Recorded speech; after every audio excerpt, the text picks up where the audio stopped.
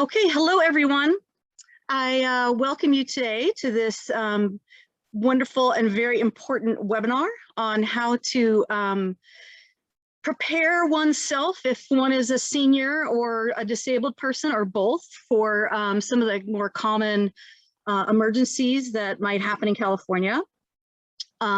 We have three amazing guests today. The first one, unfortunately, we cannot see her.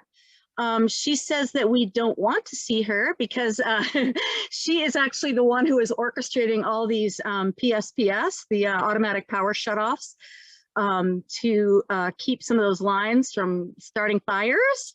She'll probably tell you a little bit more about that, but her name is Navjit Dosanjh. Did I pronounce that right, Navjit? You did. Good job. Thank Wonderful. you. Okay. So Navjit, she's worked with PG&E for 15 years now, and she supports customer care. Right now, she's a PSPS Affinity Outreach Program Manager, and this is the super busy season, as you all know. She does focus on supporting the access and functional needs of folks in the community before the shutoffs, during the shutoffs, and afterwards. And she lives in Sutter County with her husband and two young kids. I just want to say a quick housekeeping also. Please put any of your questions in the Q&A area. And if you have to bounce early, that's fine. We will send out answers to all of the questions afterwards. All right. So welcome, enjoy, and take it away, Navjit. Thank you so much.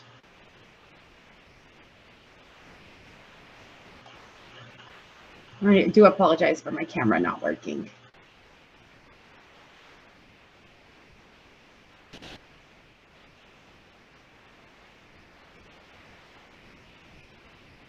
There's my picture. Yeah, there she is. Okay, perfect.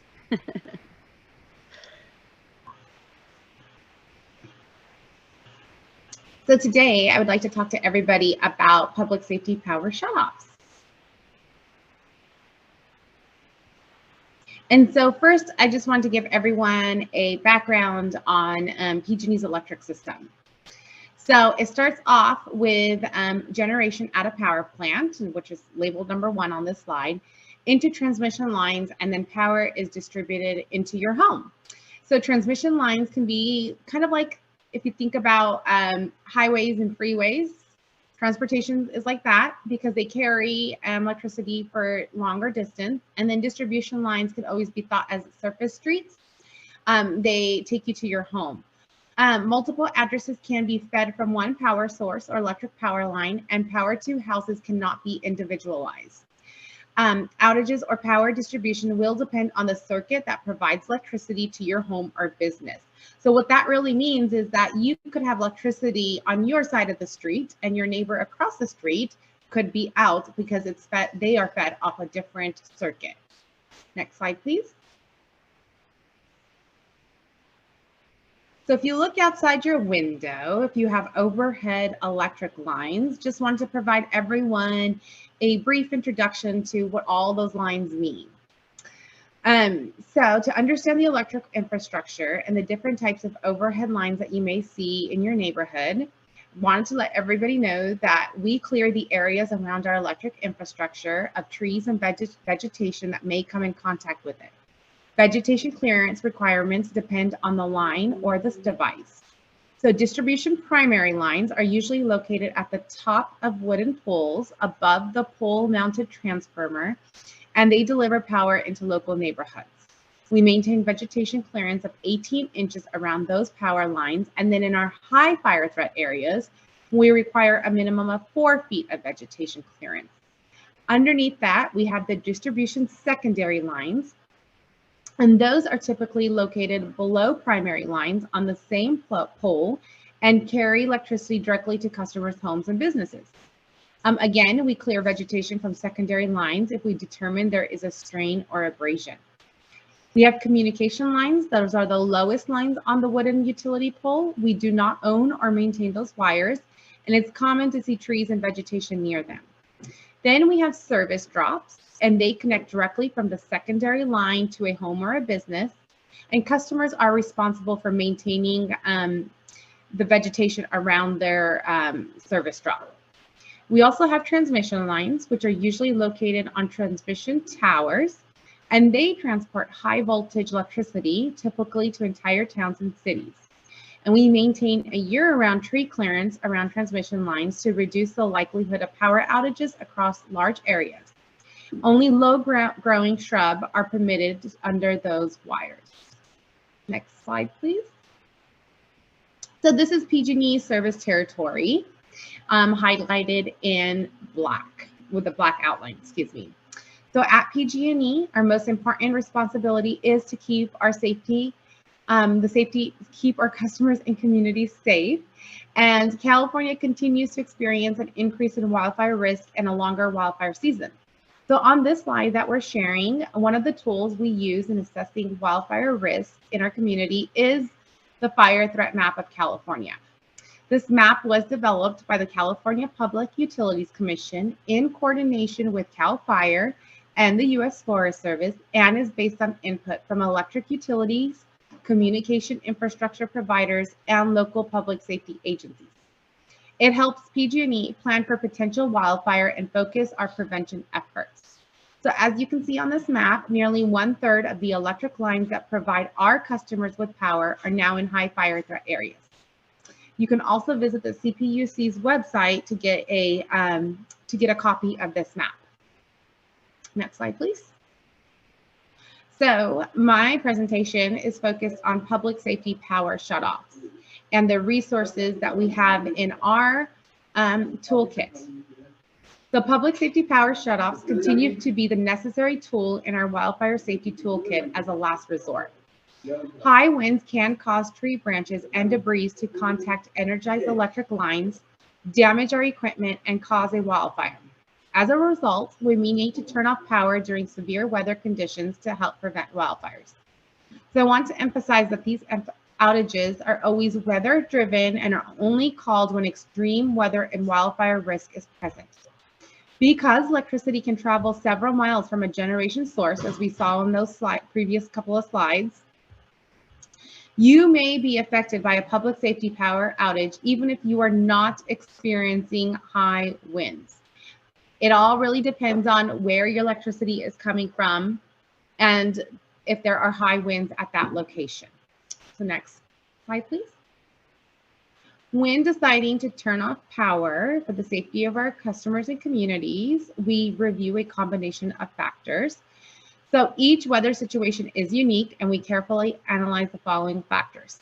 Low humidity levels, which are generally 30% or below, a forecast of high winds, particularly sustained winds above 19 miles per hour and wind gusts anywhere from 30 to 40 miles per hour, condition of dry material on the ground, red flag warning declared by the National Weather Service, and then real-time ground observation.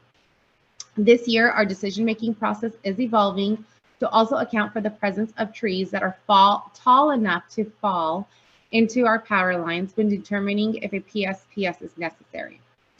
Every wildfire season is different. The ongoing drought and the conditions will determine the number of times we need to shut off power without compromising safety. Next slide, please.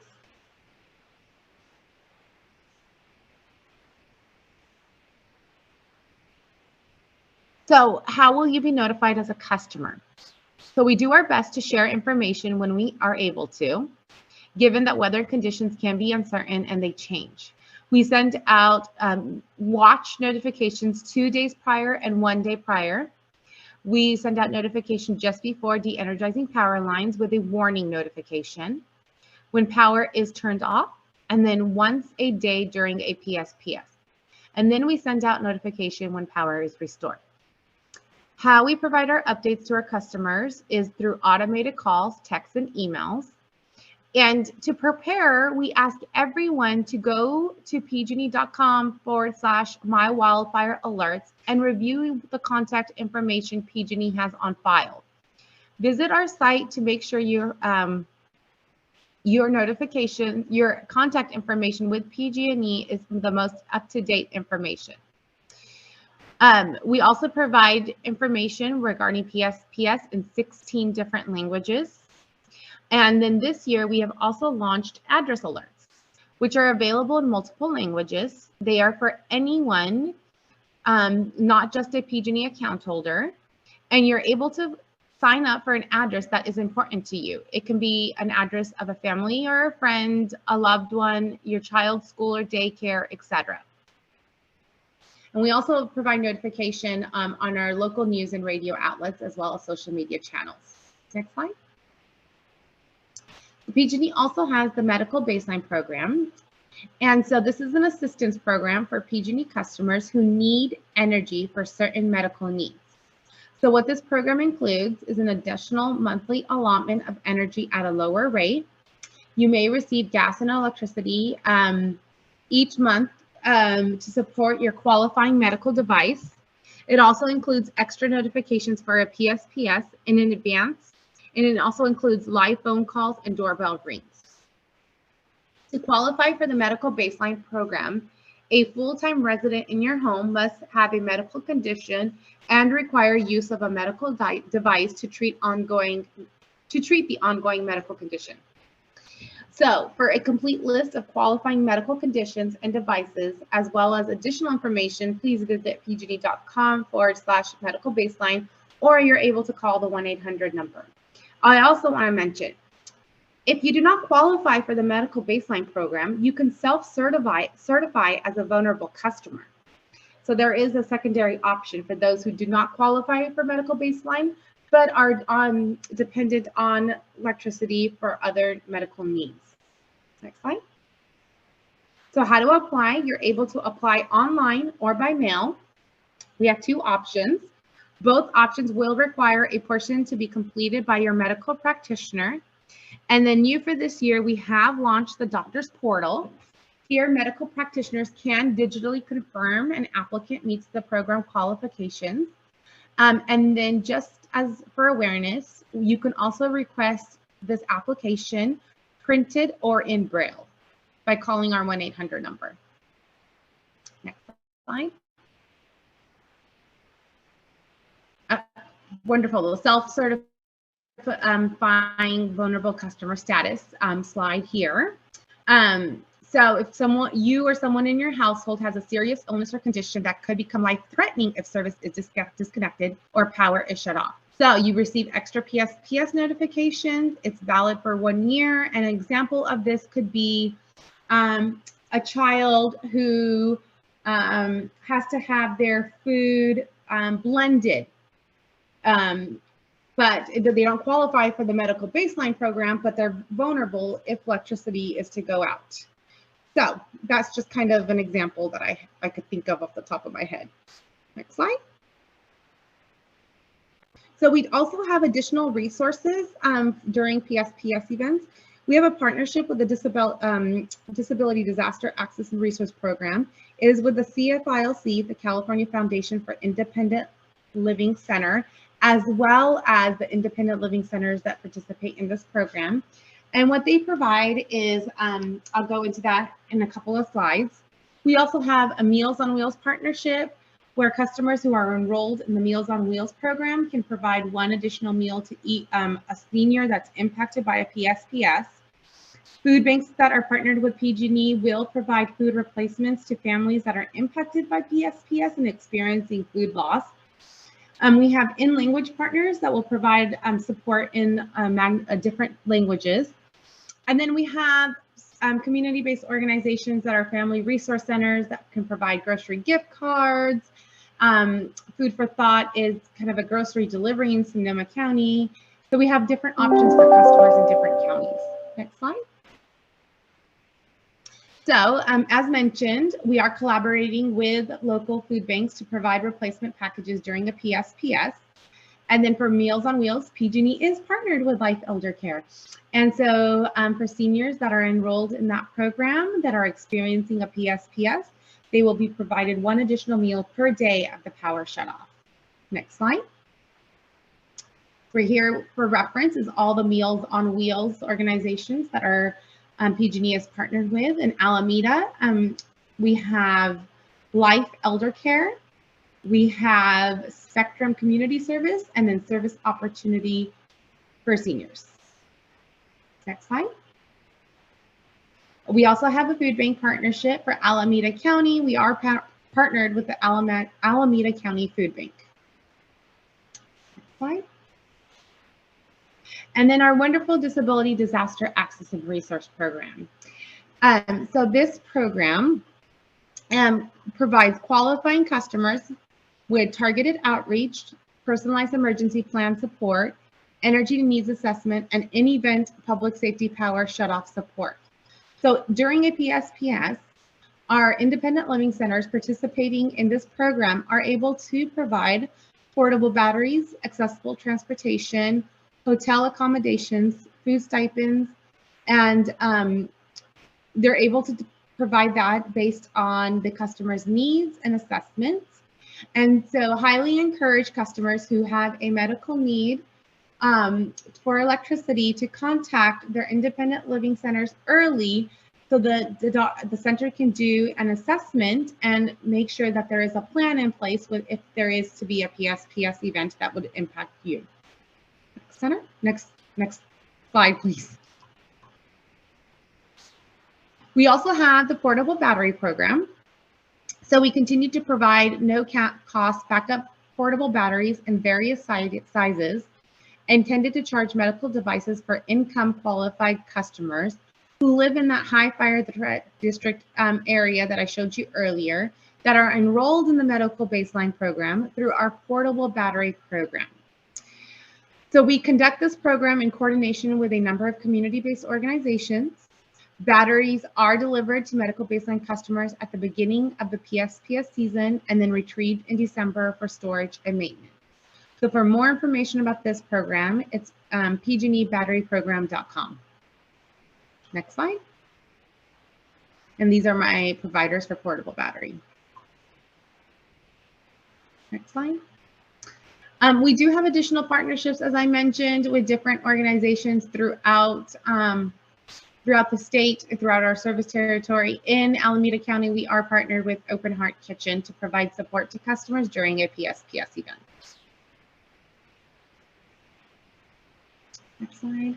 We also have a generator rebate program. A lot of information on this slide, I totally understand, but this is one of our newer programs. It provides customers who are in high fire threat districts and depend on well water pump with a single rebate for purchasing qualified portable power generator.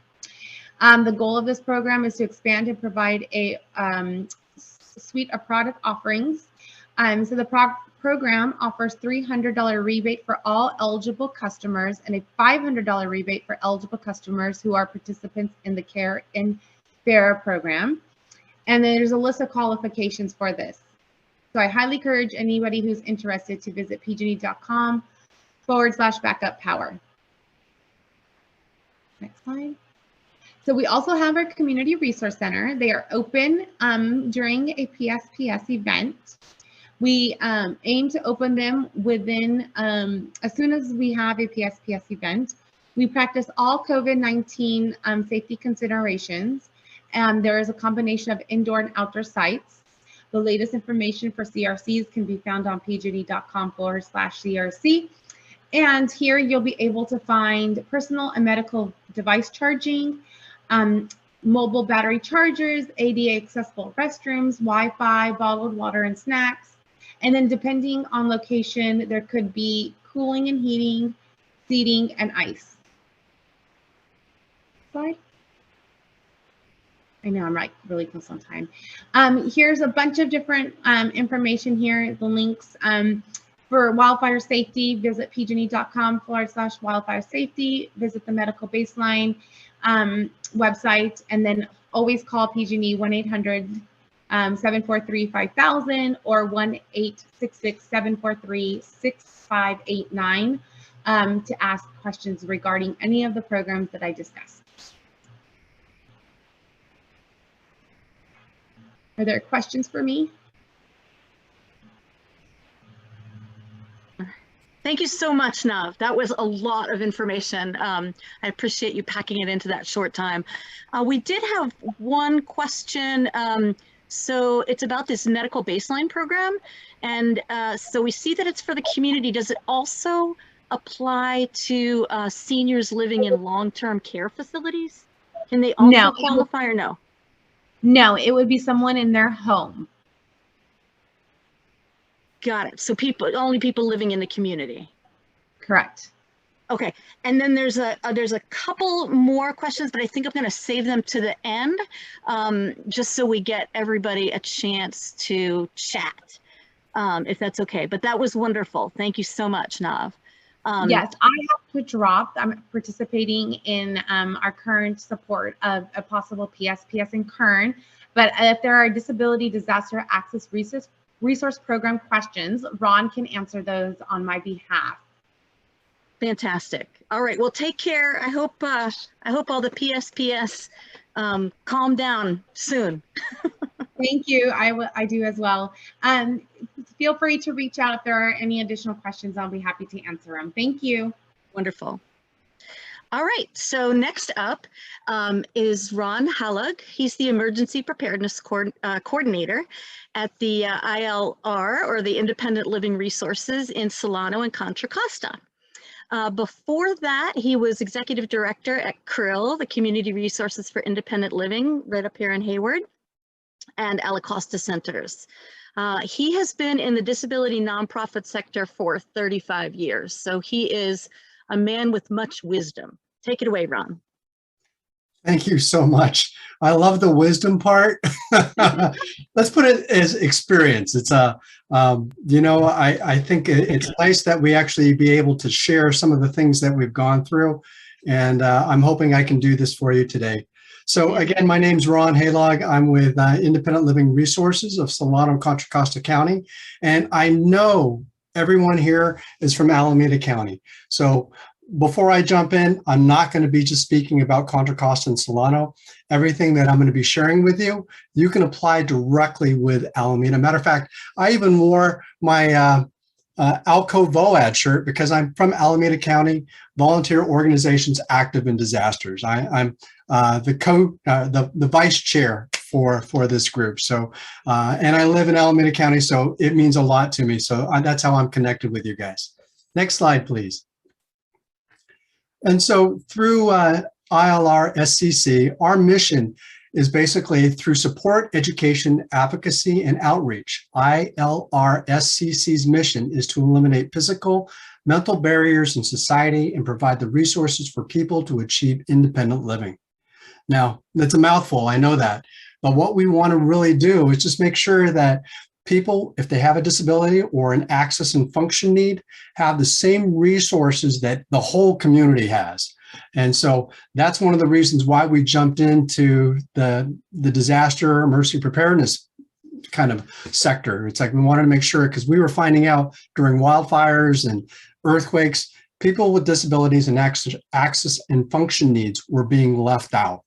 And, you know, we saw this at the Paradise Fire up in Northern California with transportation and some other things. And so we wanted to make sure that we're jumping on board and making and just having our community support itself, or having people with access and function needs feel a little bit more supported.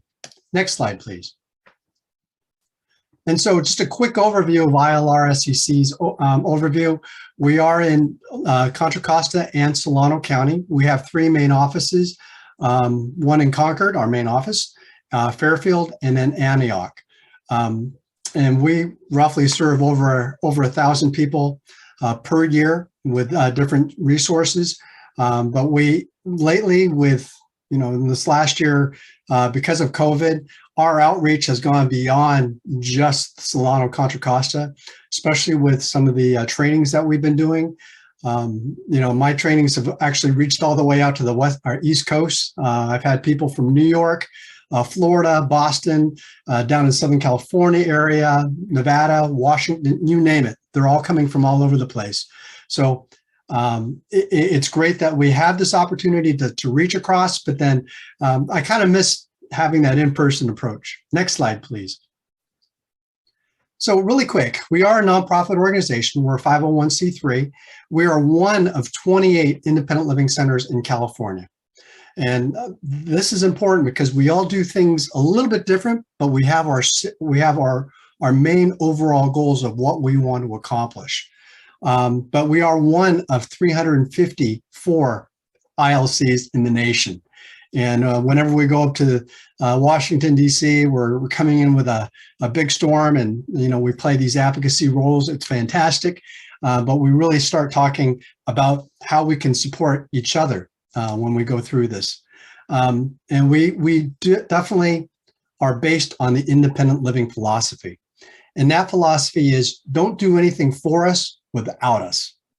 It's almost like, okay, I'm going to be designing a whole program for seniors and not have somebody who has, who's a senior actually part of that plan. That wouldn't be fair. So we want to make sure that we're at the table making those plans. And then we are a member of NICL, National Council on Independent Living, or Center on Independent Living, and also California Foundation for Independent Living. So we are very, very much in touch with other centers. And just FYI, all our services are free. And so you can come to us. We're not going to charge you for any of this. And this includes the DDAR, the Disability Disaster Access and Resource Program that Nav was talking about. Next slide, please. So really quick, I'm just going to go over just our services. We have 5 core services for the federally, nationally. And those 5 are advocacy, peer support. A lot of the people that actually are staffers over at the independent living centers do have disability. Guess what? I have a disability. My glasses. It's like my vision. If I don't have these, I can't read a text on my phone. Independent living skills, definitely we want to help people be more independent within wherever they want to be. And then also information and referral. We work very, very closely with our local 211s, and you're going to be hearing about 211 in our next speaker, and also transition services for people who want to either stay in their home. How do we make sure that they stay in their home? Or if they're coming out of an institutional setting into their own home, how do we support that? And then California, we have 2 core services, housing search assistant and personal assistance services. So we help, we're not the ones who are going out and doing the personal assistance, but we help people get linked up with people to get that support. And then also what you're here for is to learn about the DDAR and our disaster preparedness training program. And then we also have an AT, assistive technology, and travel training. So that's kind of an overview, quick overview of independent living centers and also independent living resources of Solano Contra Costa County. But let's do a deeper dive into the DDAR. So next slide, please. So let's talk emergency preparedness. So for independent living resources, we have 2 preparedness services. The first one is personal preparedness training. And this training is tailored after the LISTOS, California for All, and which is great because we've been doing that for the last year. And last year when we did it, our goal was to reach out to 1 million Californians. I like to say we actually exceeded that goal. We went to 2.3 million people that were contacted. But what we're finding out is this.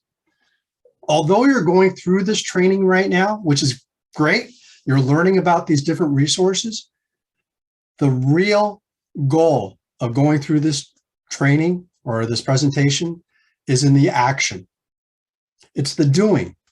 Because if we have all this knowledge and we don't apply it, what good is it going to do? So whatever you do, please either call me, email me.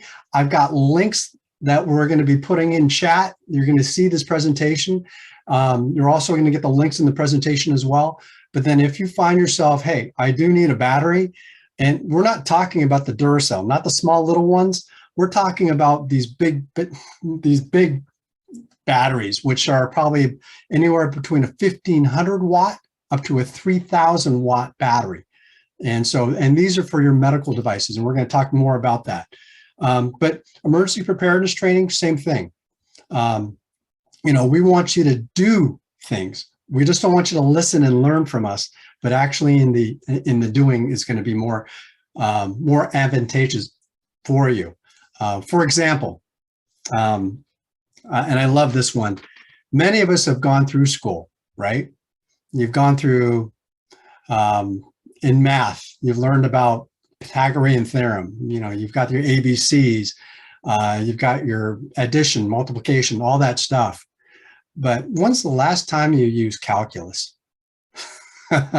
Or statistics? You know, I'm a stats guy, so I love statistics. But if we don't use what we learn, it seems to be pushed off to the side. So apply what you use and build yourself up into a culture of preparedness, not just listening, but actually doing it. And the second preparedness service that we give is the DDAR, and that stands for Disability, Disaster, Access, and Resources. And Nav talked about that. She really broke it down into what we have. We have batteries, we have hotel stays, we have transportation, and we have food vouchers. That's pretty much it. And these are during a public safety power shutoff. So next slide, please. So here's our 4 steps to emergency preparedness. And Lars Eric, our next presenter, will probably tell you a little bit more about this too. But we break it down into 4 steps. And I call this the Emergency Preparedness 101. This is the basic. So really quick, do me a favor, get your pen and pencil out right now. And sorry, pen and paper out. Everybody should have one. You should be taking notes if you didn't do that. And so what I want you to do for step 1, remember, I did say we're going to be doing things. This is part of the doing. So step 1 is to find your 5 trusted allies and share your plan. And the best way I do this in my training is I tell people, think of every single person you know, every person. And so for the next minute, we're going to do this. You're actually going to do something in this training. For the next minute, you're going to write down every person's name, just their name, not their phone number, none of that stuff. And so just write it down. Ready, set, go. So you guys should be writing everybody's name down. John, Joe, oh, no, keep it on there. Thank you. John, Joe, whatever it is, every person you know. Think about your family. Think about your friends, your neighbors, your people at your church, your clubs, but think about any and everybody you know, because this is important. You want to start getting this list together. And I love this because what happens is people, it actually starts thinking about it, because I've done this training in the past, and afterwards people will come up and say, I don't have anybody. Well, doing this will actually spark that idea. Okay, so 20 more seconds, guys. Keep on writing, keep on writing. Write down as fast as you can. And by the way, I did this at one of the trainings. I had somebody come up with 67 names. Yeah, 67. It blew me away. I'm like, that's better than a name a second. I don't know how you did that. Can I just download my LinkedIn? Just kidding. Okay, that's a good way to do it. Download the LinkedIn. Okay, guys, 10 more seconds. 10, 9, 8, 7, 6, 5, 4, 3, 2, 1. Excellent. So really quick, if you haven't yet, total up those numbers and put them in chat so I can see this. I just want to see if you were actually active and listening to me. So if you had 5, great. If you had 10, great. If you had more than 67, let me know. I want to find out. So write it on in, put it in there. But this is going to be your starting spot. So Vina, thank you. 20, excellent job. Good job. 16, Charlotte, awesome. So this is a great spot to start from, guys. This is going to be your homework to try to find out who are going to be your 5 trusted allies. 14, 12, awesome. Thank you for joining in on this one. Again, this is part of the action steps that you want to take. You don't want to just sit there and listen, but you want to do. Virginia, great, 10. So this is your homework. The people that you wrote down, you're going to call each one of them this weekend and say, hey, look, I just had this really quick training that I did through Life Elder Care. It was a great training. They had 3 presenters. And this one guy told me to call you up to find out how you're doing. Number 1, check in, but then find out if they can help you during a disaster.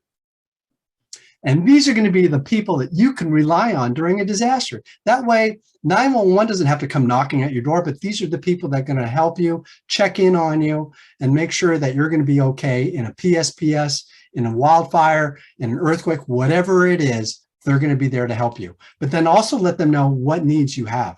So really quick, that was just a summary of what we do. In the training that I give, I also play music, if you guys didn't know. And I'm a big thing about making the training experiential. So one thing that I learned when I used to work with students is students don't remember what I tell them, but they will remember the experience that they learned.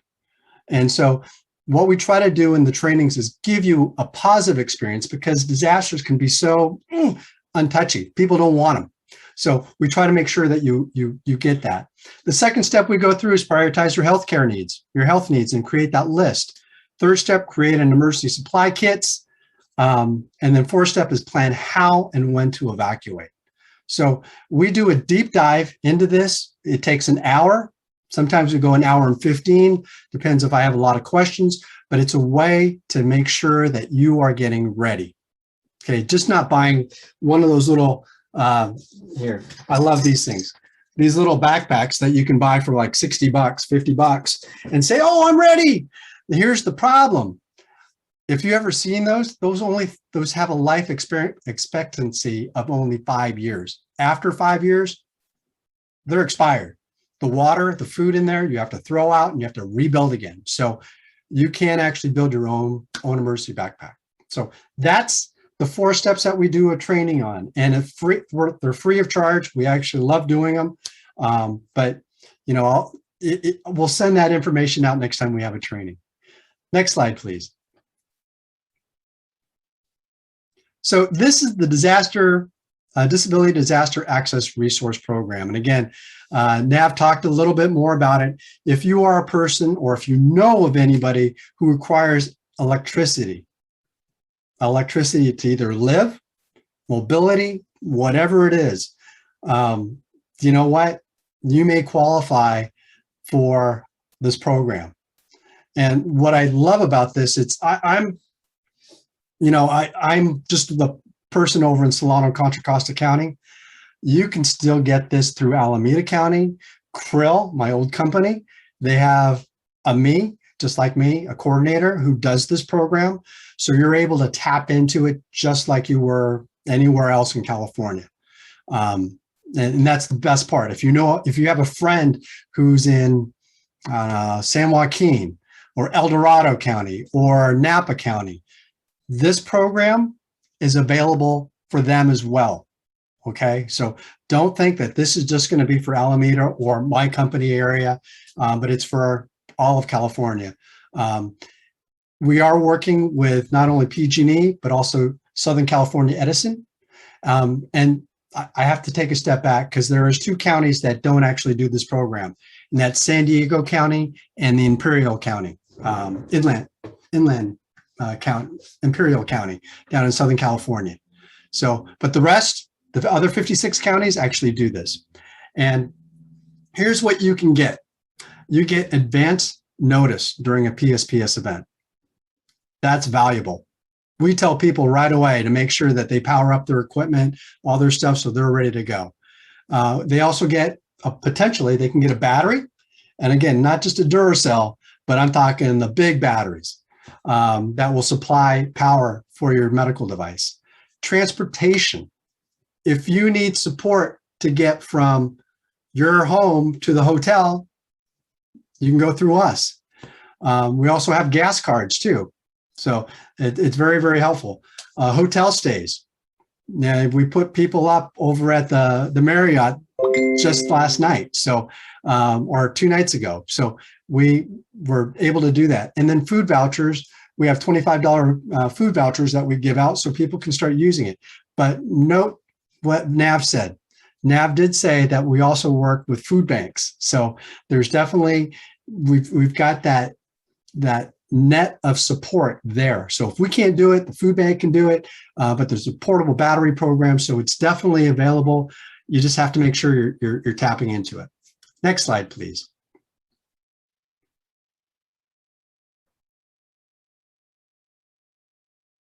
Doesn't want to work, huh?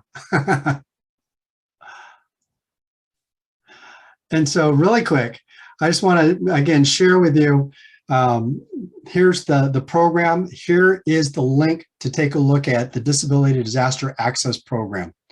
It has all sorts of different information on there. It actually will share with you the counties and the contacts, who to call if you do have friends in those different areas. But I'll give you a simple hint. Just call me. I'll connect whoever your friend is in California. I'll connect them with who the person needs to get to.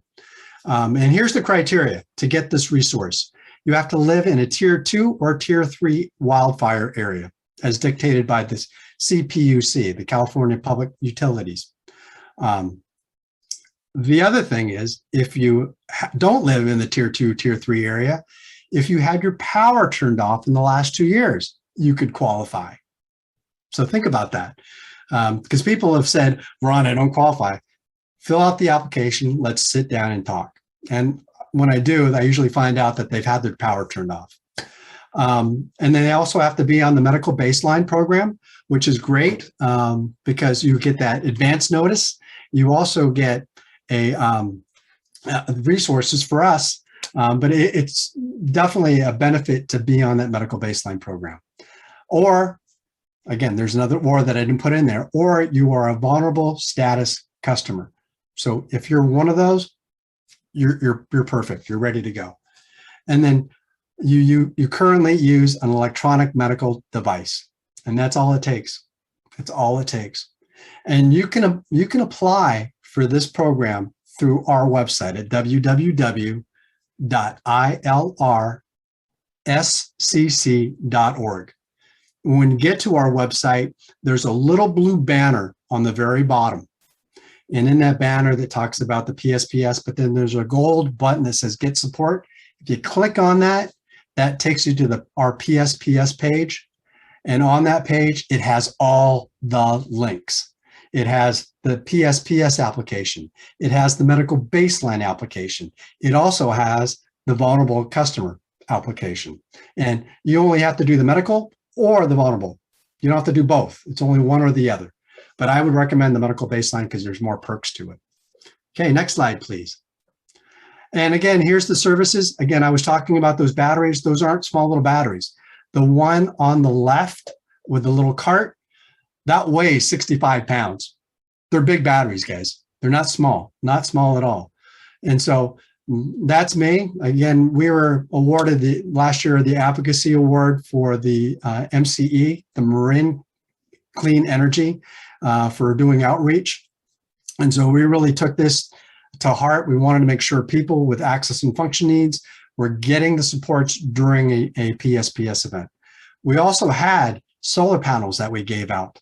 And we did some equipment, first aid kits that we gave out, as well as a Luminade. And that's a little lamp that's a solar powered lamp along with a phone charger. It's kind of cool. Okay, next slide, please. And these are just some of our customers that I like to, and I've asked them for permission. So they said, oh, I'd love to do this. And here's the thing. When I first started doing this, I had a lot of people said, what are you giving away? A battery? How much do I have to pay? What's it going to cost me? Does PG&E pay for, or does PG&E add this cost onto my bill? Here's the thing. It's free, guys. You qualify, you get it. PG&E knows that people with disabilities and access and function needs are drastically impacted by a PSPS event. It puts people's lives at danger. So they actually are funding this, or to be honest, you funded it. You paid your PG&E bill. So this is funding these items for it. So these people, again, were able to access our needs free of charge. I encourage you, tell your friends, tell your family members that there's a program out there that can help them during a PSPS event. And here's the better part of it. Once you get your battery, can I only use this for the PG&E event or for a PSPS event? Once you have the battery, you can use it for any disaster you want. I've had people say, can I take it with me to go camping? It's your battery. It's your battery, not mine. So it's up to them. I don't give them permission, but I let them know this is your battery. Next slide, please. So how do I sign up? Again, you are going to be filling out the public safety power shutoff application, just that one application. And then either you do the medical baseline application or the vulnerable customer application. And these are not long applications, guys. You know, I tell people it takes up to 15 minutes to fill out. It takes 5 minutes.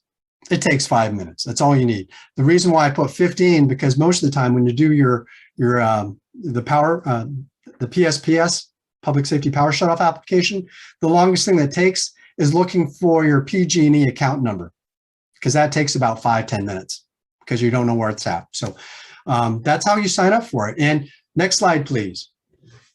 And here's the links. It's in the slide deck.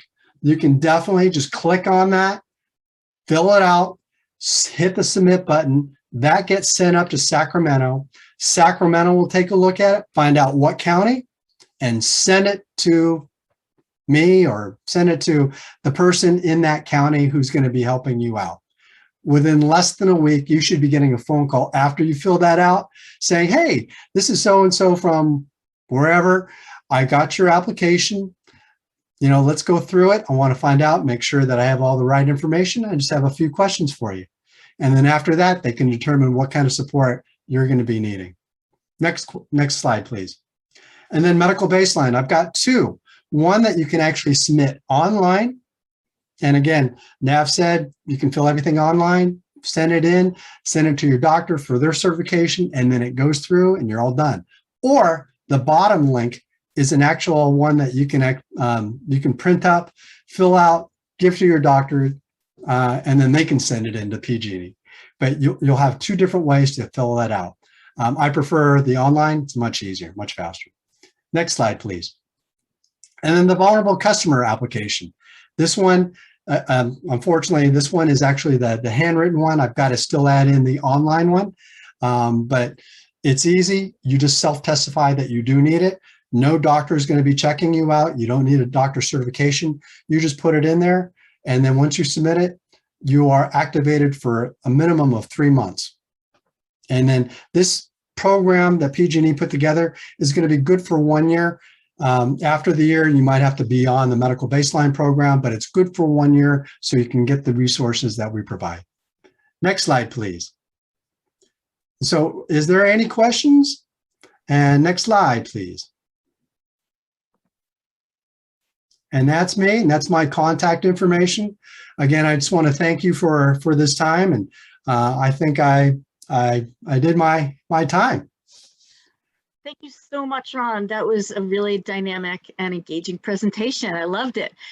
We have two super quick questions. One was similar to the one from Navs, which is, are people who live in long-term care facilities eligible for the program? You know, for us, it's like we take that on an individual basis because it really depends on the long-term care, what they have and what they don't have. But yes, it's like I've delivered to long-term care programs before. Okay. So, but okay. it's all on an individual basis. It's like we never want to say no, you can't have that just because they live in a certain area. But yes, I encourage people to fill out the application. Whatever you do, don't say, oh, I don't qualify, and not do the application. Fill the application out. Okay, and then real quick, there was a list of eligibility criteria, bullet points about 6 slides back. Somebody wants to know if they have to have one of those eligibility criteria, if they have to, or if they have to have all of them to participate. Yeah, they actually have to have all of them. But again, don't count yourself out, please. It's like I've had people, multiple people saying, I don't live in a tier 2 or tier 3 area. I don't qualify. And so I tell them right off the bat, fill it out. Just do me a favor, fill it out. Okay. And then they'll fill it out. That application gets sent to me. I call them up and I really find out what's their individual, because it's all this is personalized. Great. It's not Thank you so much. Yeah, it's not a one stop or a cut, whatever it is, but we really want to take a look at it. Okay. I appreciate that. Thank you so much. So next up, we have somebody that a lot of folks know, Lars Eric Holm. He's the Disaster Preparedness Coordinator at 211 through Eden I&R. And for those of you who don't know 211, you should know, just keep that number in your back pocket because they have all the answers to all your questions for everything. And they are a nonprofit based in Hayward. There's 211 for all the counties. This one is for our county, Alameda. Before coming to 211, he was a senior community educator and an IT specialist who helped me get my audio working for this event. So thank you very much. Take it away, Lars Eric. Absolutely. Can you all hear me? So I do a quick audio check. Great. And as you folks can see, I'm kind of fond of using the chat. I was actually helping support Ron a bit by popping things in the chat as well. So don't be shy about using the chat. I'll be trying to monitor that because I like things to be interactive. And before I kind of launch into my little set, which is going to be focusing on specifically on earthquake safety tips, you know, hazard reduction for seniors and elders and people with mobility issues. I just want to kind of call back to a couple of quick points. Ron and I, either Ron or I, or Ron and I can do those 4 steps he was talking about. In fact, we've done that quite a few times. Just reach out and we can do the longer version of that 4 steps training. Either of us can do that. We can expand it, contract it, play with it. You know, we do all sorts of adaptations of it. It's really pretty valuable. It's a nice thing about the Listos. Just to give examples of how those 4 steps can tie in. There was a scene from a TV show called The Big Bang Theory. Some of you may know that. And what's fun about that, there was a scene where Sheldon asks Amy to be his contact. And that was a Valentine's Day episode. It was a very romantic and heartfelt moment. There is a trusted ally right there. It can actually be, as somebody that Ron and I both know, she likes to talk about preparedness being a sloppy, happy love fest. And that's the kind of idea that this could be positive and empowered. And we're both all very much into that. You know, similarly, you know, I actually had been doing trainings on how to make a disaster kit for yourself for quite some time, totally tied that in. We call it safety kept in place. And just this morning, I was on a briefing for the San Francisco Interfaith Council, where somebody from the San Francisco Department of Emergency Services was talking about the recent responses. And she point blank said, I much prefer to help people build a kit rather than buy one, because only you know what your needs are. This is customized to your needs. And then somebody made a comment in chat, I told you I like chat, about LinkedIn. And it's funny, Ron and I both know somebody named Anna Marie Jones, who was a very early adopter of LinkedIn and talked a lot about social media and preparedness. So that's awesome. All right, let's please go ahead and do next slide, please.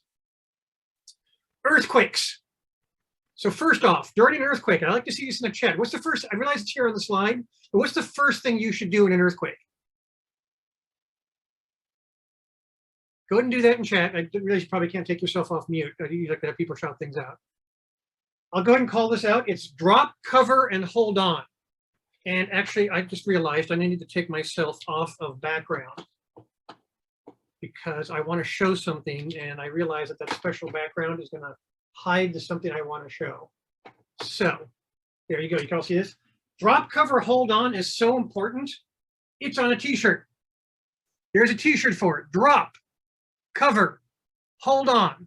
If I was doing this in person, I'd actually be having us practice this and practice it in appropriate ways. So if, for example, you're feeling a little bit older and your knees don't necessarily allow you to like drop the floor and get back up again, I knew somebody who taught preparedness who was also a yoga instructor.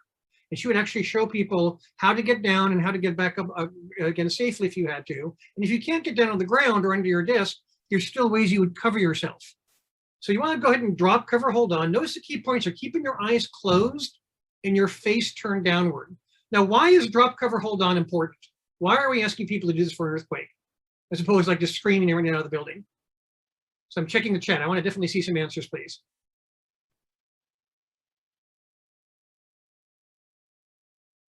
So you don't fall over. Excellent. Falling debris. Outstanding. That's exactly it. To prevent being hurt by falling stuff. In fact, that is the leading cause of injury in earthquakes, is stuff falls on you. And so you don't fall over. I mean, if I'm standing up and it's shaking, I might fall down and hurt myself. If I'm low to the ground, then you're actually already down there. You're not going to get hurt as much. I think it's why little kids are also very bouncy, but little kids also are lower to the ground. So when they fall over, it doesn't hurt as much as when you're a grown up, right? So drop, cover, hold on is really, really key point. And actually, it's also worth realizing that dropping, covering, holding on can apply to a wider range of situations. I'll probably address it a little bit later. So that's the advice you're going to always hear from Red Cross and Earthquake Country Alliance and anybody who's ever done a training about earthquakes. When I worked for another agency called Collaborating Agencies Responding to Disasters, we also stressed shake, look, and listen. So shake yourself off, look around you, especially after you get out from underneath, from your protected space, and listen for sounds. What's the shaking for? Why am I asking you to shake off? Doesn't that seem odd? What are some reasons why you might want to shake yourself off?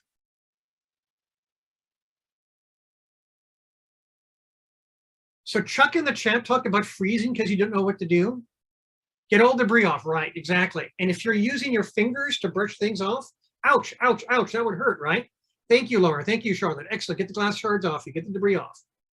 Plus, my same yoga instructor friend, that's actually how she started her classes. By basically shaking yourself out a little bit. And then what does that do for you? It kind of gets you back into your body. It kind of wakes you up. Exactly, Vina. It allows you to center yourself again. And being centered when something's happened, emotional preparedness is just as important as all the rest. So I like to hammer on this one a little bit just because these are really key points. How you kind of are able to conduct yourself physically to keep yourself safe and how you handle right after the shaking stops. That's really, really important, I feel. Go ahead and next slide, please. So the other thing that you can do is a little bit of preparation ahead of time. I like to call it hazard reduction. It kind of goes by a fancy term. They sometimes call non-structural hazard mitigation. I actually avoided the acronym because this has way too many acronyms, but sometimes it's acronized as non-structural hazard mitigation, or NSHM. Let's avoid that if we can. This is allowing you to make yourself safer without having to be a carpenter, without having to necessarily hire a whole bunch of stuff. It's all about like bracing your furniture, doing things like installing cabinet latches. So if you've done things to childproof your house, then you've already done some things to protect yourself against debris falling on top of you during an earthquake. And there's all kinds of tools and things that you can have for this. I mean, if you want like straps and things, they actually have all kinds of straps. This is an example of a strap that you could use to basically be able to strap books to your shelf so the books won't stay on. Now that's going to be a little bit noticeable, but it's a nice bendable strap to take things on and off. Thanks, Ron, for the expanded abbreviation. I love that. And that's a really handy thing to do.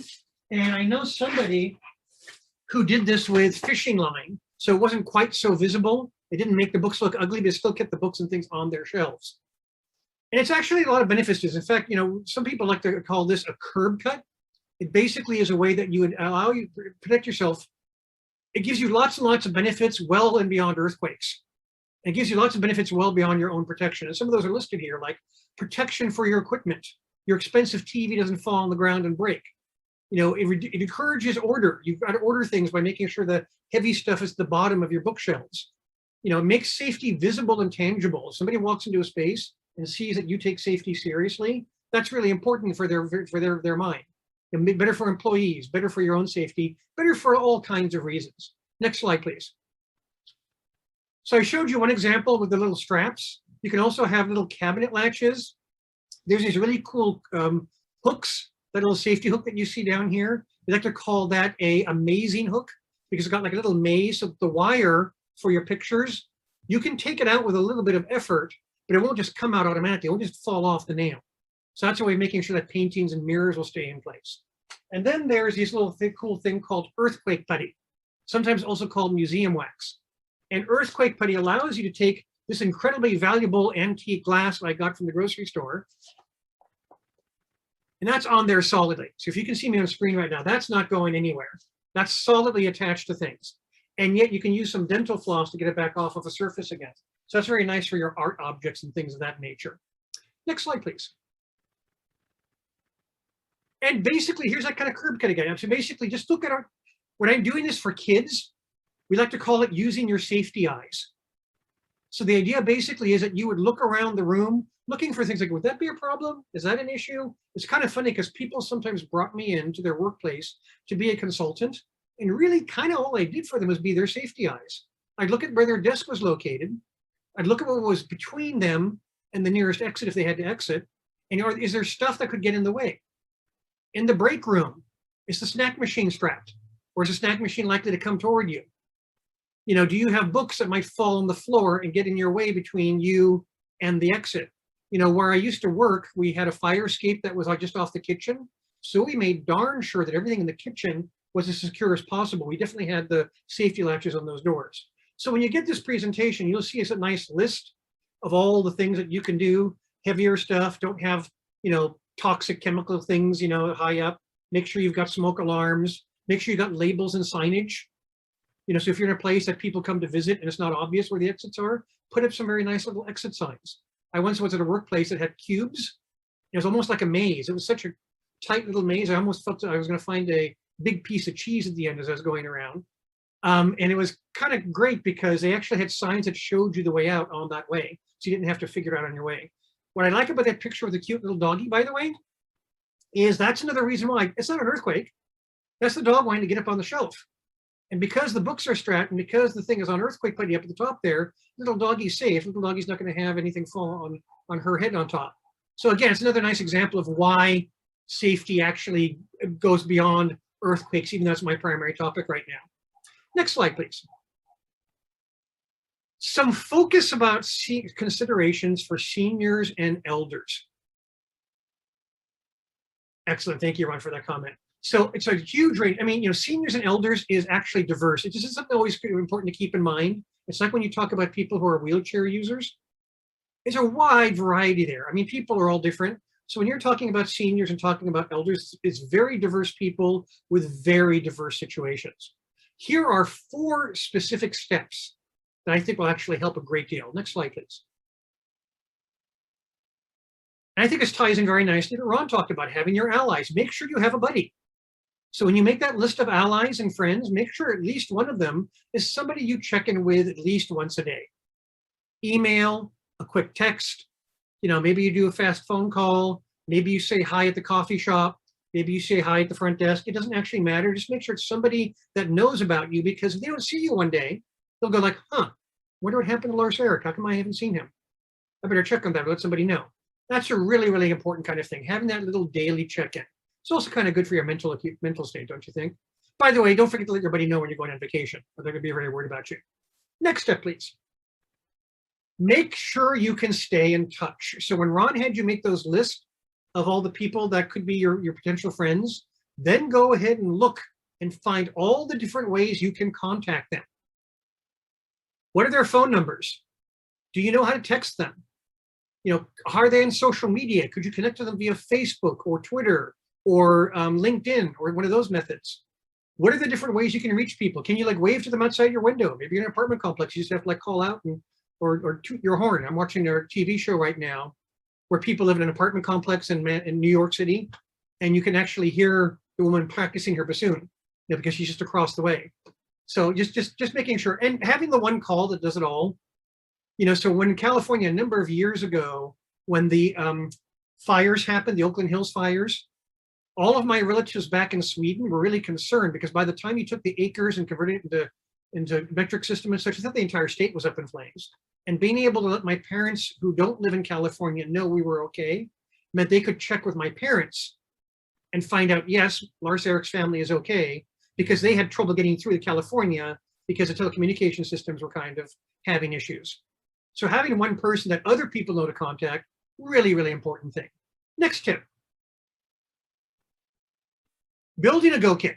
I could talk about this endlessly. I've actually done 1-hour trainings just on this topic.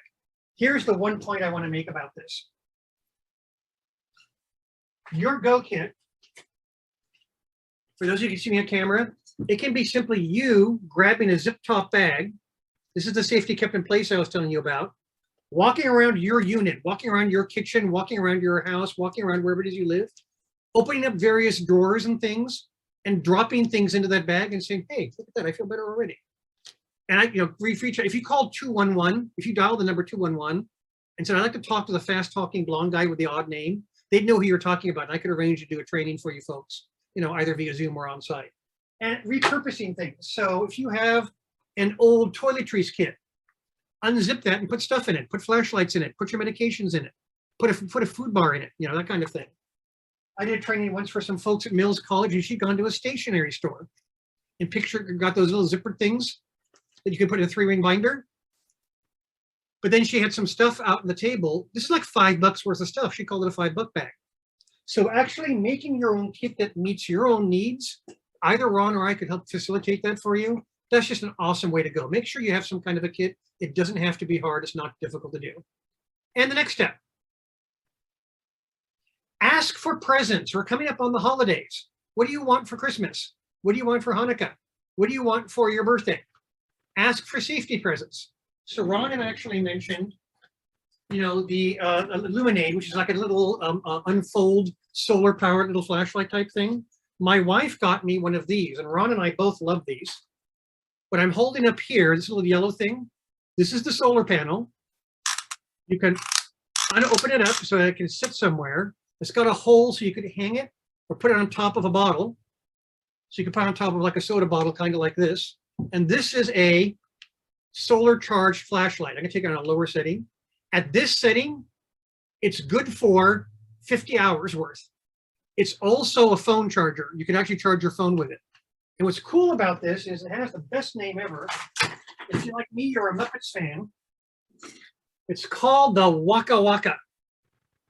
Waka is Swahili for burn or shine. And the people that make these, everyone you buy is donated to a country in need. They originally developed this because there were some countries where kids were being poisoned by the gas lanterns. They wanted a cleaner, safer source of power for people to be able to light their way in areas that don't have reliable electric power. Kind of funny ties into PSPS, but I will say this, during the last PSPS I went through, this was great. I had no trouble figuring out where I was going because I had this little guy. I keep this guy with me all the time in a bag I always carry with me. Next step. Next consideration are some of the actions you can do if you have mobility limitations. Mobility things. There's a whole variety of things here. It's like you could be temporarily on crutches. I was temporarily had an injured leg for a while. Maybe you use a walker, maybe you're a wheelchair user. Here are some of the actions that you can take. First action. Be the expert in what your limitations are. Know what it is that works for you. Does cold weather affect you? Is there a specific way that you can be helped in or out of your chair? Don't just let anybody walk and start picking you up if that's not right. Know what it is and empower yourself to share that. Write it down on something if you have to. Write it down on a list or a handkerchief or something that you could actually hold up and people could actually see. So know what you're capable of. Never sell yourself short. Also know what your limitations might be. Like, can I lift something that's 45 pounds? Maybe I can, maybe I can't. And make sure you're willing to share that. Next step, please. Write this down. Make sure you write this stuff down. It's like one of my favorite examples of how you can write stuff down. As you can see, I kind of like props. The Department of Public Health was making these nifty little handkerchiefs. This is a handkerchief you can carry in your pocket, but it's got lists on it. Things like phone numbers and medications and all kinds of steps you have. I showed this once to a 10-year-old boy at a street fair, and he took his plain white handkerchief and borrowed from me a Sharpie marker and wrote that down. He made one right there on the spot for his grandmother. It had English, Spanish phrases. It had phone numbers. It had medications. Sharpie marker, cloth. That's not going to get damaged very easily. That's actually quite permanent. You could actually pull it out and point to it and say, here's how you can help me. I'll basically help others help you is a step here. Next step, please. Contact information. So making sure the stuff that belongs to you, I mean, this is kind of like the making sure that before you go to summer camp, that your name's on your underwear kind of thing, if you don't mind my saying it that way. Just making sure that people identify your stuff. This is your chair. This is your equipment. Next step, please. Look for hidden spaces. So one thing I know sometimes people will do is I took this off my phone. This is the case for my phone. You could put like a little bit of cash on this before you snap it onto your phone. Now you've got cash with you anywhere you go. I know somebody else has a sheet of paper with contact information. That way, if the battery in her phone has gone out and her chargers are got used up, she still has the phone numbers on paper. Because who remembers phone numbers nowadays? So having supplies with you works everywhere. There's actually a video out there called What's Up Your Crutch? And that's actually a person that used to work for the agency I used to work for, who carries pretty much all the stuff that's in this bag, but it's in the tubes of her crutches. So she always has these safety items with her everywhere she goes. Next step, please. Make lists.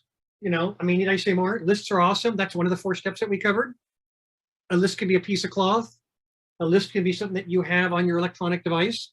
Lists are absolutely fantastic ways of basically keeping your mind kind of focused and being able to communicate with other folks. Next step, please. Have a list of who can help you. So again, Ron had you do that very first step, so I don't need to say much more about that. And I already talked about the contacts. So just make sure you have that stuff written down, not just on your phone, but actually have it in like a little piece of paper. You can even put it in a zip top bag, or sometimes you get these preparedness document holders, which is just this thing you would get from a stationery store. So stationery supplies for preparedness. It's like hardware stores for preparedness. It all ties in. Next step, please. Champion the idea of hazard reduction. So if you live somewhere like in an assisted living facility and you see things that you feel are unsafe, or it's like, gosh, I'm not sure I'd be able to get past that piece of furniture, try and say something about it. Just making sure that things are actually strapped like they should be, making sure you have clear paths that as they should be. Next step, please. So basically what this is really all about is just a tiny little bit of thought now can save you lots and lots of trouble later. And you may have noticed that while I did talk about earthquakes at the outset, and all these things really are, I picked to talk about because they apply pretty much for things like earthquakes and other seismic stuff, really almost everything I talked about can apply to almost any situation.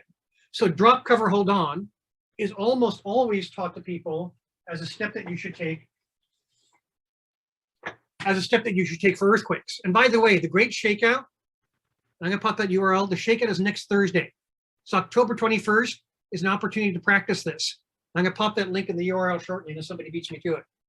But here's the thing, there was a case once where somebody was trapped by a fire and they couldn't get out because of the fire. Obviously a fire, you should try and get out, but they couldn't. They used basically getting underneath a piece of furniture, getting down low to get to blow poisonous air. That's what saved them from the falling debris from the fire. Sadly, I mean, it's a terrible thing to say perhaps, but domestic violence situations, there were cases where somebody fought off somebody who was trying to hurt them by getting underneath a piece of furniture, protect their head and their upper body, and legs are strong.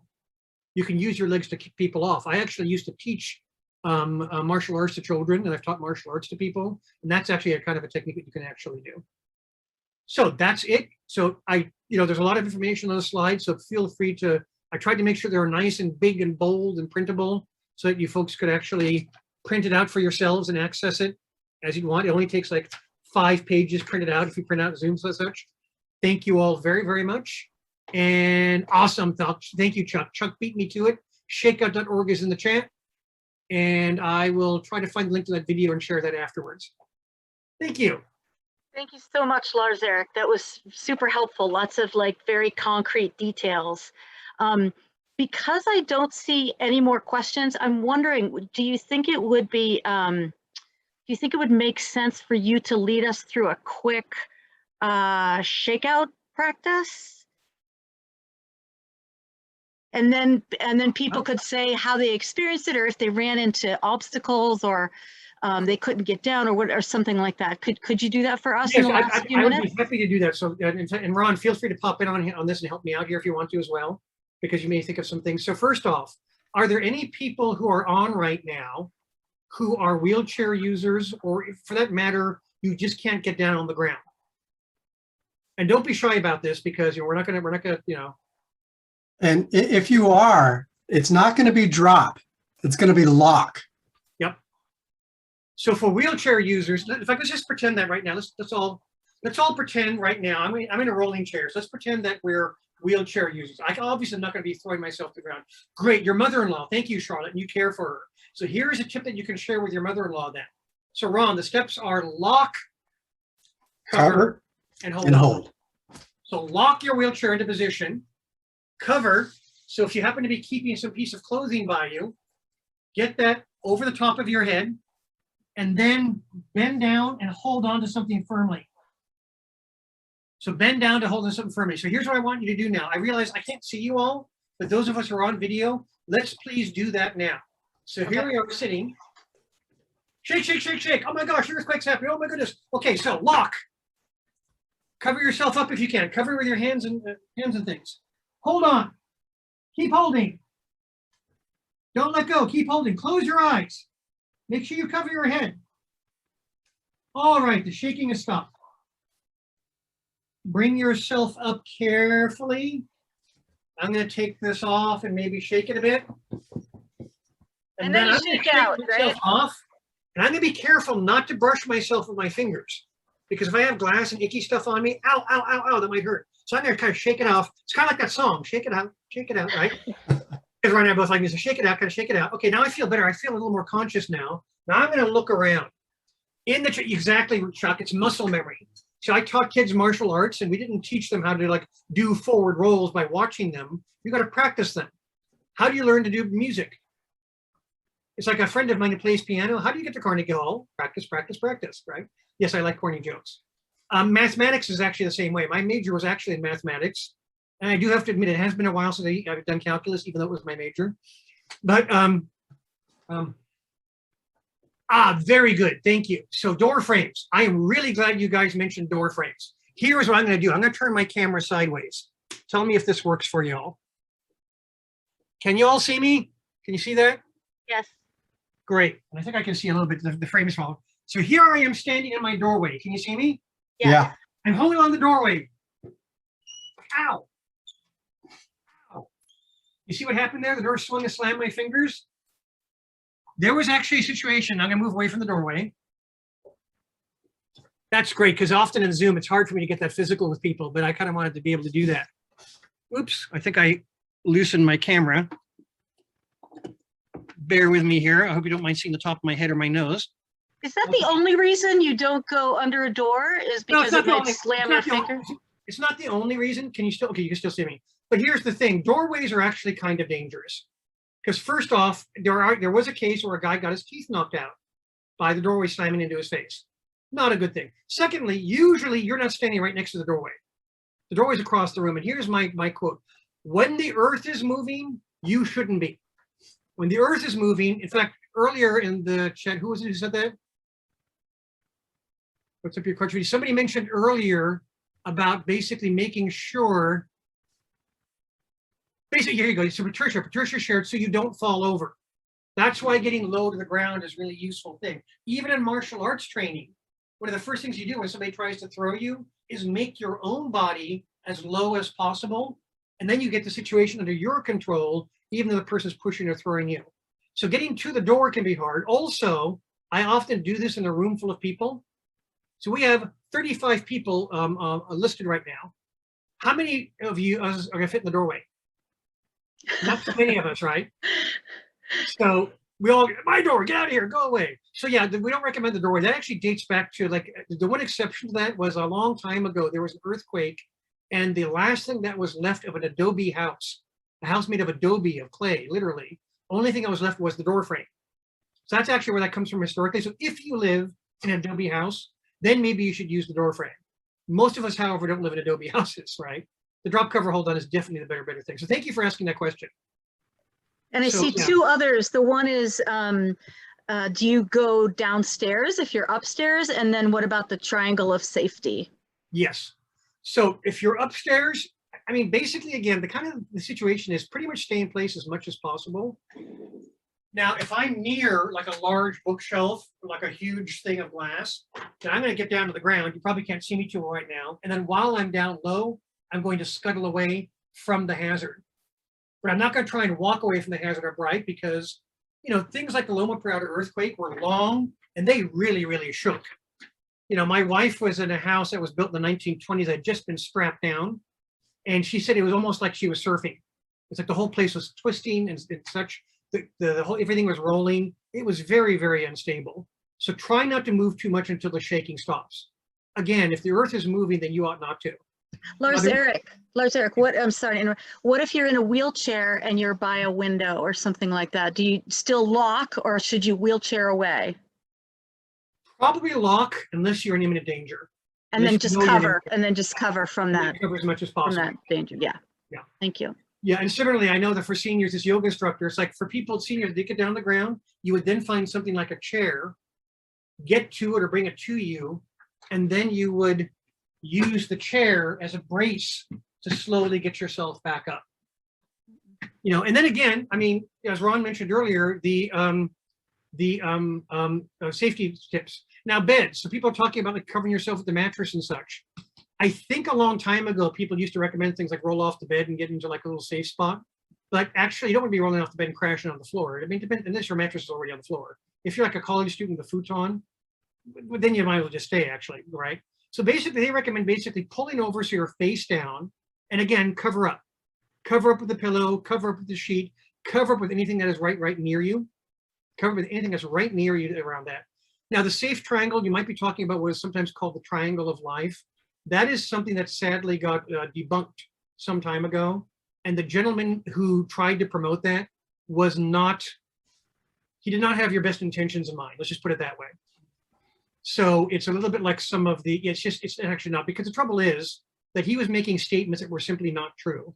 If things are falling, you want to have something over you as much as possible. And it's not always possible. I happen to be sitting right near a nice desk right now. That's good for me. But if I'm like, sitting next to a card table's not going to do that much, but it's a little bit better. So Ron, bedridden. What do you think about that question? Yeah, well, the bedridden, it's funny, during an earthquake, what's the first thing that we do? It's usually, is that an earthquake? It's like, oh wait, and then 3 seconds down into it, then it's like, oh my God, that's an earthquake. And then we do this action. So, the first thing you're going to do is basically respond to it. It's like, if it's shaking, just, it's muscle memory is what Chuck said, just get yourself down. If you're bedridden, you're not going to be pulling yourself off the bed. You're going to be hurt. You may be hurting yourself. We don't want that. So in that point, you just cover up. Again, we don't want to do further damage by rolling somebody off the bed, because that's what we were told to do. Just make sure that they're covered up, cover their head, and ride through it. And if they can turn to their side or their stomach, that's actually better, because a lot of your organs that might get injured, you would turn this way. That's why you see boxers do that, right? You hit boxers, you get here, you're in trouble. You got to hit out here, it's not quite as bad. That's why you always take your punches there. So kind of think of the earthquake as Earth trying to fight with you a little bit. So, right? Yeah, fight, flight, or freeze. That's the freeze you have. People tend to freeze a lot, right? They say, oh, what's happening? And then it's not so much too stuff falling down, but don't forget there's also lateral movement that's happening. And I've seen TV sets being cleared across the room, not falling down, across the room. So that's one of the reasons why you want to cover up. It's like things are going sideways too, guys. So just make sure you're not just surfing, but it's that sideways movement as well. And that's also a reason, by the way, why you want to strap things down. There was even a case where somebody during a hurricane, not an earthquake, had a large screen TV fall just because of the rumbling from the wind. And not only did it break his very expensive TV, but it actually fell on top of a small child. Thank goodness she wasn't badly hurt. It was mostly just a matter of like, ow, that hurt a lot. She cried some. But I mean, doing what you can to secure your safety a bit ahead of time and get help doing so. If I was an attendant to someone like Professor Stephen Hawking, who ran a very heavy powered wheelchair and had pretty much no mobility, probably one of the first things I would do to help him is get something over him. Just get something over him to cover him up. He probably isn't going to be able to bend over or turn around much because his body wouldn't have allowed that because of the Lou Gehrig's disease, but at least do something to cover him up.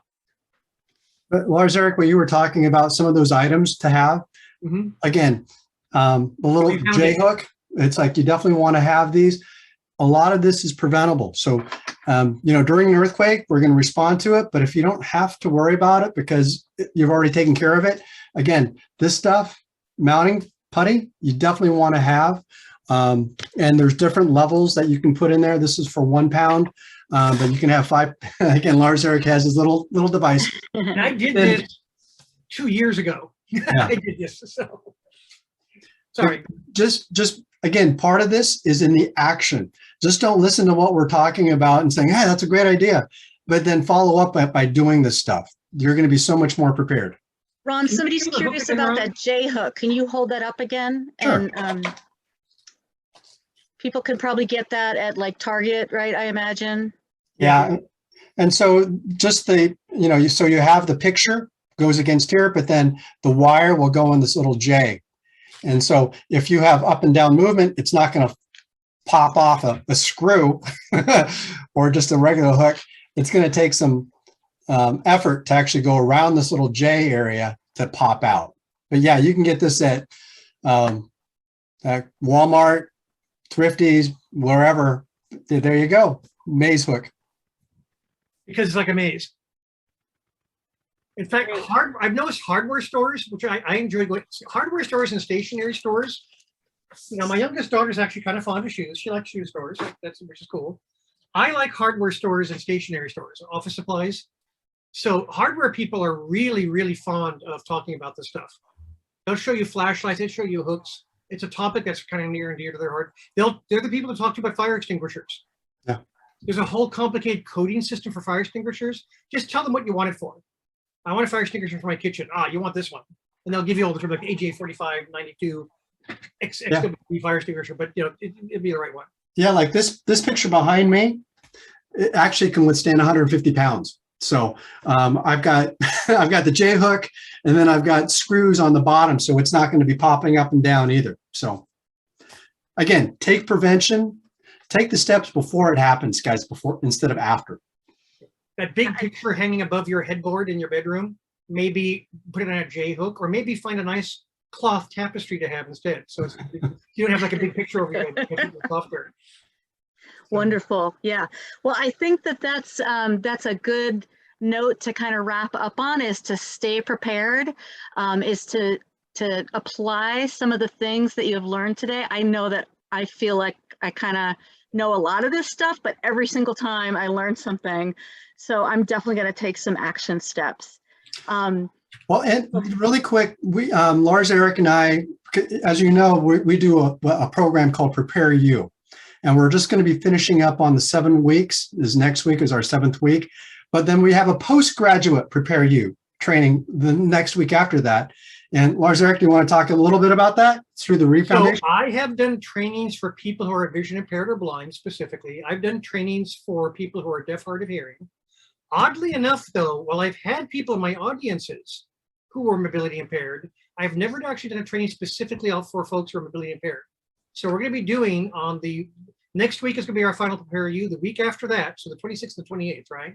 Mm-hmm. Yeah, 26th and 28th, we're going to be doing a 1-hour lunchtime training focusing specifically on preparedness if you have some degree of paralysis or if you're mobility impaired. Mm-hmm. This is partially being handled by the Reeve Foundation. By the way, they actually did a Google Doodle for Christopher Reeve's, I think it was going to be his 69th birthday. You know, the Reeve Foundation is very concerned about this, and they actually want to do some funding for that kind of education. So I'll make sure I share the flyer with you for that. You can feel free to share that, but basically encourage folks to attend that because it's timely, it's important. Like, yes. How would you evacuate? How would you evacuate, for example? And it's a great price too. Yeah, guess how much it costs? Free. Yep, totally free. I love that. I love that price. It's my fave. It's a nice price. Well, thank you so much again to Ron and Lars Eric and to Nav, who had to go. It was just a wealth of information. And I know it was a lot of acronyms and a lot to absorb, but don't worry, we are going to aggregate all of it and send it to all of you participants. And if you do have any questions that pop up after this, please feel free to email us and we will get you the answer. Yep. All right, so be prepared. Be prepared, take action. Take care, all okay. Right. Thank you again. Bye, everybody. Thank you, everybody. Thank you all.